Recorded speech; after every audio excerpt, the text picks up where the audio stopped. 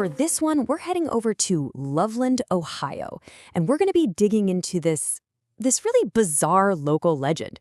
It's got everything: strange creatures, actual police encounters, and a mystery that has been talked about for decades. A story about a 4-foot-tall frogman might sound, well, pretty unbelievable, right?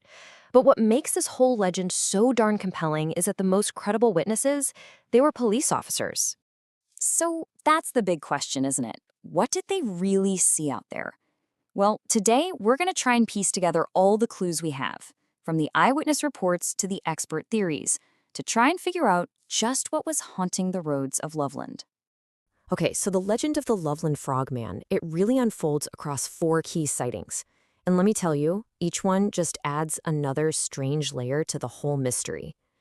So here's a quick look at how this all played out. It all kicks off way back in 1955 with this bizarre, almost sci-fi kind of encounter. Then things get really serious in 72 when the police get involved.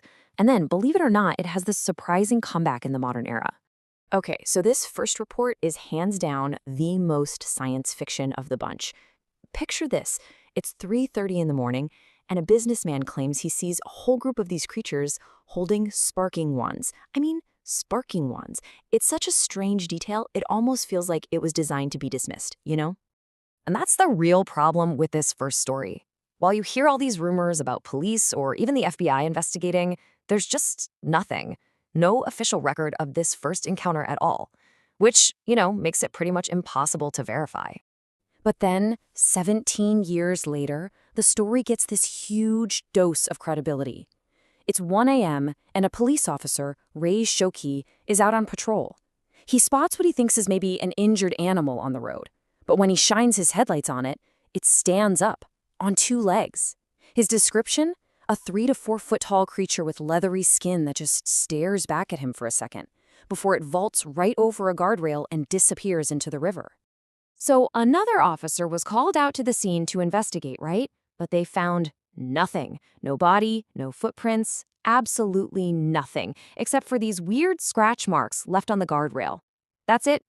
Now this is where things get really interesting. Just 2 weeks later, another officer, Mark Matthews, reports a similar encounter. Now, initially he says he saw the creature, shot at it, but missed. Okay, fine. But then, decades later, his story completely changes. He then claims that he did shoot it, he recovered the body, and that it was just a large iguana that had lost its tail. This contradiction becomes a huge turning point in the entire legend. All right, let's fast forward more than 40 years. The frogman enters the digital age. And how? It's captured on a grainy phone video by a couple who are out playing Pokemon Go, of all things. I mean, you can't make this stuff up. The footage is pretty dark, it's hard to make out what you're seeing, but it was enough to reignite the whole legend for a new generation. So, to really get a handle on the legend's local impact, we need to hear from an expert. Let's get the view from inside Loveland. An expert on the topic, Brian Maxon, classifies the frogman as a cryptid. And that basically puts it in the same category as famous creatures like Bigfoot or the Mothman. But he points out one really key difference that sets it apart from its more famous and, frankly, scarier counterparts. And this right here really explains its local appeal. Unlike a lot of other cryptids that are seen as these terrifying omens or monsters, the frogman is just peaceful. It's seen as this quirky, harmless part of the town's lore. It's a symbol the community actually celebrates. They have murals, statues, the whole thing. And Maxon's perspective here just perfectly captures the power of folklore, doesn't it? It's about so much more than just hard empirical evidence. It's about the stories that give a place its unique character. Okay, so now let's try to unmask this creature. We're going to break down the 3 leading theories that try to explain what in the world people were actually seeing out there on the banks of the Miami River. So first up is the giant iguana theory. Now this theory pretty much hinges entirely on Officer Matthews' changed story from decades later. The big problem, of course, is that iguanas just can't survive in Ohio's climate. I mean, it's possible it was an escaped pet, sure, but it feels like a bit of a stretch to explain multiple sightings, right? Then, of course, you've got the alien theory. And this one connects pretty neatly to the pop culture of the 1950s, which is when that very first sighting happened. It's an interesting thought, especially when you remember those sparking wands.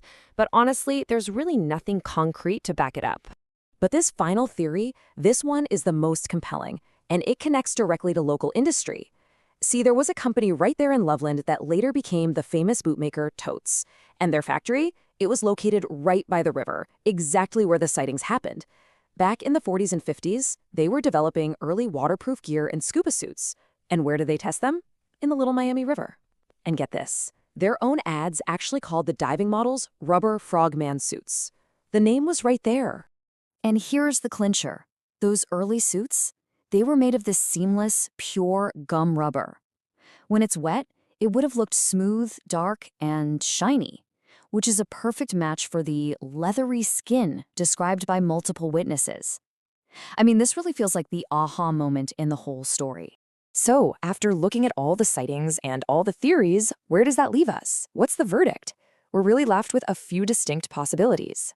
You know, it seems like the most credible encounters, the ones from 1972, can be pretty logically explained away by a diver in some kind of prototype suit. But that logical answer doesn't take away from the story's cultural power, and it sure doesn't explain that first bizarre sighting with the sparking wands. And maybe that's what really matters here, how a strange story became a celebrated piece of a town's identity. It leaves us with a final question, right?